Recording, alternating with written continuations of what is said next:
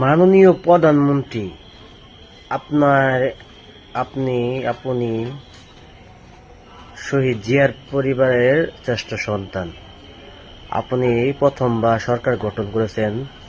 আপনার এমপি মন্ত্রীদের নিয়ে সুন্দর করে সংসদটা সুন্দর করে গড়ুন। আপনি যে সমস্ত কথা বলেন, আপনার কথাবার্তা ঠিক আছে, কিন্তু আপনার এমপি মন্ত্রীদের কথাবার্তা ঠিক নাই। আপনার এমপি মন্ত্রীদের কারণে সংসদে উত্তপ্ত হইতাছে, দেশের মানুষ বিঘ্নত হইতাছে, আপনার উপর থেকে দেশের মানুষের রাস্তা হারিয়ে যাইতাছে। আপনাকে এইটুকুই বলবো, আমি সাধারণ মানুষ হিসেবে, আপনি যত তাড়াতাড়ি সম্ভব সুন্দর করে একটা সংসদ গড়ুন।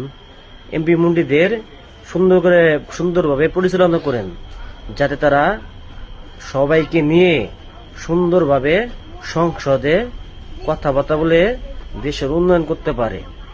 এবং শুধু তাই নয়, অনেকগুলো গার্মেন্টস ফ্যাক্টরি বন্ধ হয়ে গেছে, এগুলো চালু করার যত দ্রুত সম্ভব ব্যবস্থা করেন। অনেক গার্মেন্টস বন্ধ হয়ে গেছে, অনেক মানুষ বেকার।